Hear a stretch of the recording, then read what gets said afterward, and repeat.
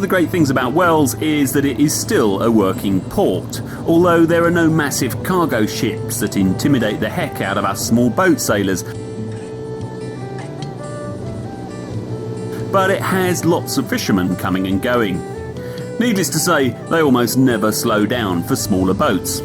But the wind farm support vessels always do. Lovely, lovely courteous chaps that they are.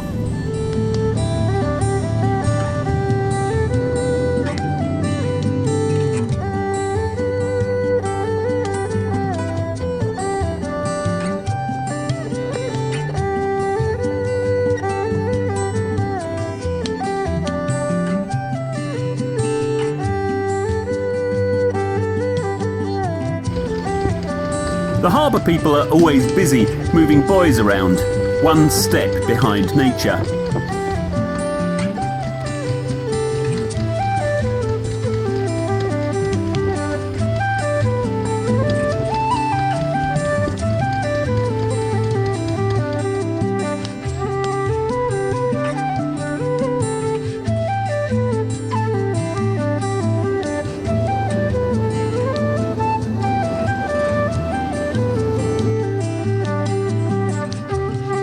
Then there's the dredger, which always has work to do, and even more to do after every spring tide or storm.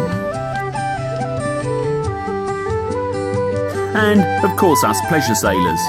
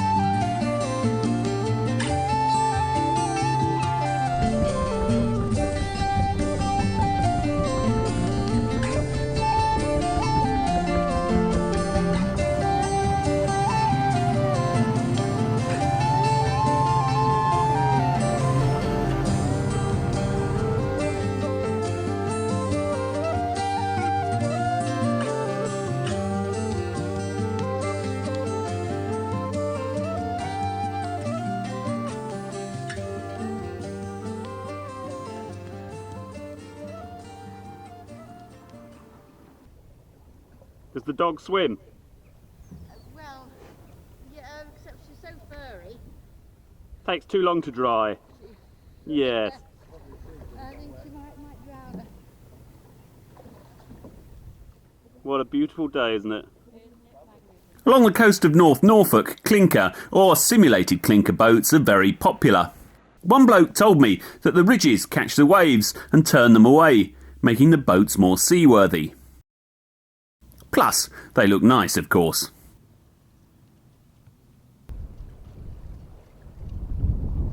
But down towards the east slip is the sailing club, and on the shore are some elegant slab-sided Sharpies.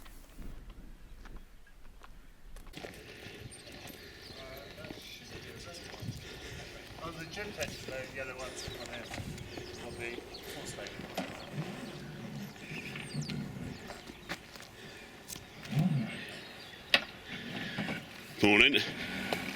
Good morning. How are you? I've caught you sailing one now. God. Is this one yours? No, this belongs to Does it? Tim here. Tell me about them. Tell you about them. you were doing your... I am, yeah. Well, I've been here and I haven't seen any of them racing. So I've just been unlucky. All the time I've been here and I haven't seen you. Have you got a race this morning, you guys? I think just two of us. Are there? It's match racing today. How long is it? 19 feet 7 1/4. And designed for here? Designed for racing on the lakes of Germany. Oop.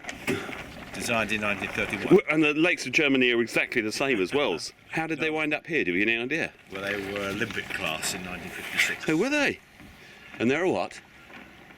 What are they? 12 square metre Sharpie. 12 square metre Sharpie. I thought Sharpies had flat bottoms. Traditionally. Hard chine. Hard chine. Is that what it is? Just. Why are they suited to here? Well, because they'll sail on shallow water, I suppose. And you can beat the tide. You can. They sail very well. And that plate is astonishing. Is that a lump of stainless steel? That one is, yes. They were galvanised originally. How much is a chunk of stainless steel like that worth now? You any idea? £300. Is it? If you want to buy Yeah, I was going to say. buy one at 350. Yeah. Wow. And that's one of the reasons because it's wide, the draft is not so great. So it'll sail in about 6 inches of water, will it? Yeah. It's got a metal rudder as well. Yes. Olympic boat for just 1 year, do you reckon? Yes. Or have you sailed other things, Tim? Have I sailed other things? Yeah. Well, basically mirrors and lasers and mainly big boats actually, which my parents used to have. But it's much more the sort of thing you're sailing up here. So It is. And yeah. your races, you get 3 hours of tide, basically, do you? Something like that? No, get longer than 3 hours. Do you? Yeah, 4 usually. About 4 hours. Yeah. Though we tend to start an hour or so before high water. So you generally sail on a falling tide, do you? No, before high water. But yeah. The gun goes at an hour before Yeah. high water. Then we sail for an hour and a half after high water. And there's a fleet of these in Holland or something. Is there somewhere else? Where are they? Yeah, mainly not in Holland. We had 60 boats here for the European Championships in Brancaster this year. 60. Is there somewhere around the corner? At Brancaster? Yeah, there's they've got about as many as we have, about 20 odd, which is sort of going and Overy too.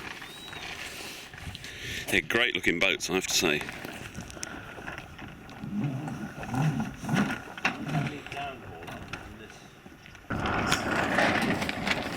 What do you think, Richard? I think so. Okay, we'll try that. Yeah. So how we try. Is it easy? Yeah, just untie it here and let's do that one. Just do that. Yeah. So how fast is this compared to kind of lasers and things? Laser 2 are faster, slower? The laser in a breeze will plane before this one. All right. Yeah, but normally these are faster than lasers.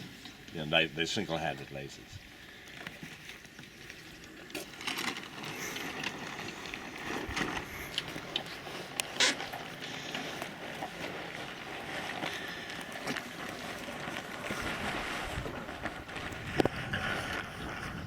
They resigned in 1931, the result of a competition for a German yachting magazine.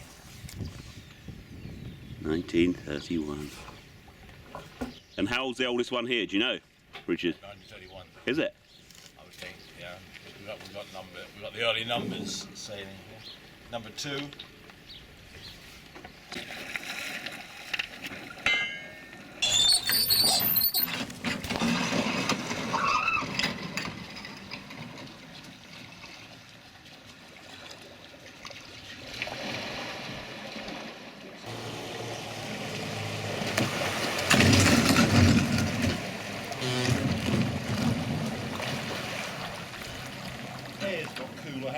Given that some of these boats were built in the 1930s, they're in fantastic condition. And they are quite a few decades older than the blokes who are sailing them.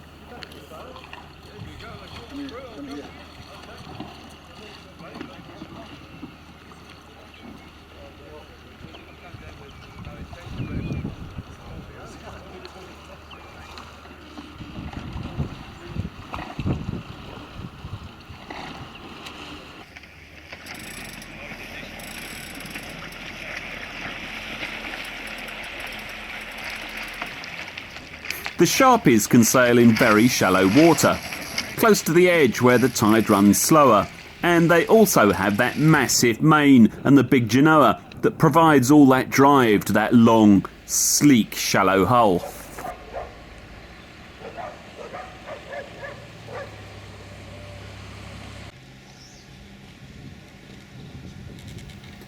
The tides here run at 3 knots or so, but only in the middle of the channel.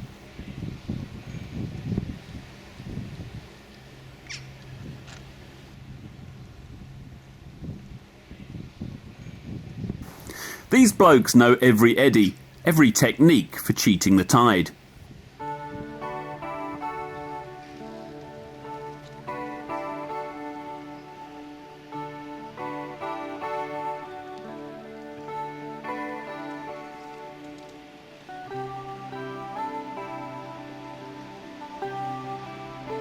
During the 1956 Melbourne Olympic Games, the Aussies were ridiculously confident that they had the sailing gold in the bag. The only people they had to fear were the Brits. But as it turned out, the Kiwis came and gave everyone a thoroughly good kicking.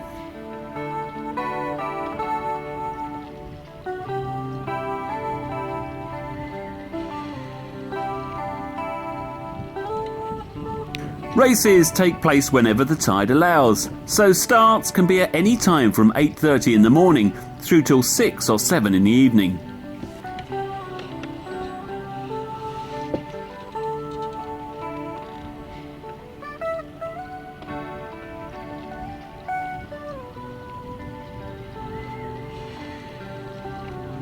The fleet at Wells is really competitive, and they take no hostages when fighting to get around the marks.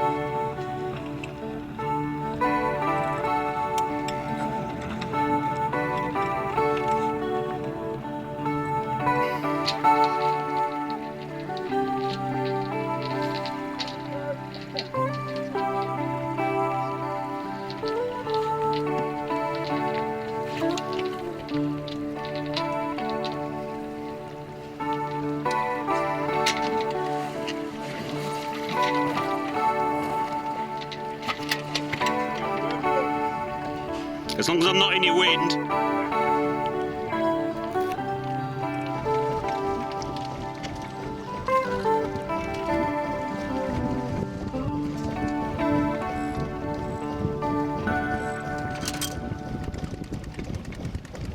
There are 2 other fleets of Sharpies along the north coast of Norfolk. There are quite a few in Holland, and even 1 or 2 in Australia.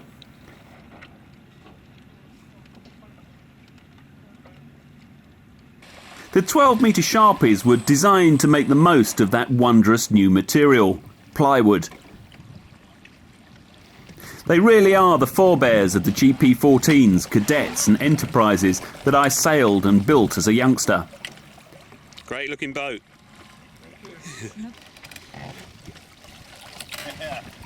Nasty sail, you'll put all our wind. Come on, we've got less sail area than you.